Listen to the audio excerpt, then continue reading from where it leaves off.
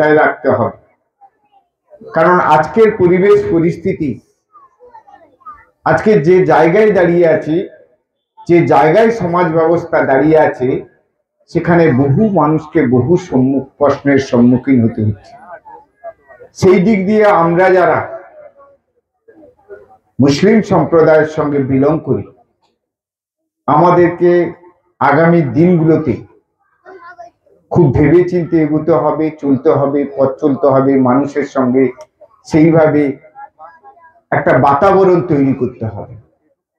কারণ আজকের ভারতবর্ষের প্রেক্ষাপট, আমরা যারা সংখ্যালঘু সম্প্রদায় হিসাবে চিহ্নিত ভারতবর্ষের মাটিতে আমরা কতটা সুরক্ষিত সেটা আজকে সব জায়গায় প্রশ্নের সম্মুখীন হচ্ছি। তাই আমাদের নিজেদের তাগিদে আমাদের আগামী প্রজন্মের জন্য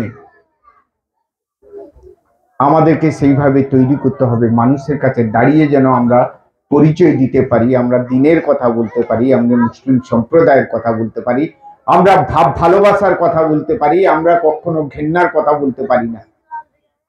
আমরা মুসলিম সম্প্রদায় মানুষকে ভালোবাসতে জানি, আমরা ভালোবাসার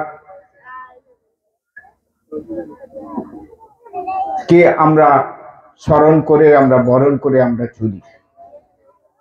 তো এই প্রতিষ্ঠান থেকে আরো ভালো ছেলেমেয়েরা তৈরি হোক, তারা দিনের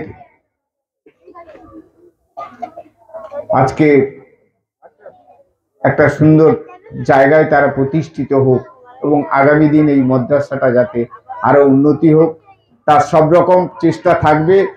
যখন যেটা প্রয়োজন হয় আমার সঙ্গে যারা কর্মকর্তা এখানে আছেন, মাওলানা হাফেজ কারি যারা আছেন, তারা যোগাযোগ রাখেন, বস্তিবাসী যারা আমার সঙ্গে যোগাযোগ রাখেন, আমি আমার মতো সাধ্যমতো চেষ্টা করি তাকে সাহায্য করার জন্য।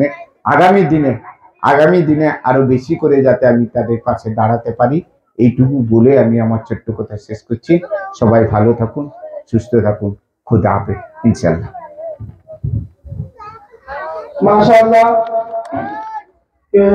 इन्होंने बहुत अच्छी बातें कही है।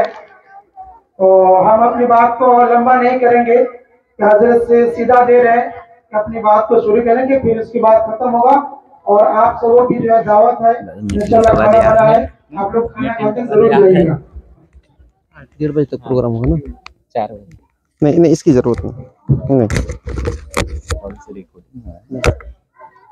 इसकी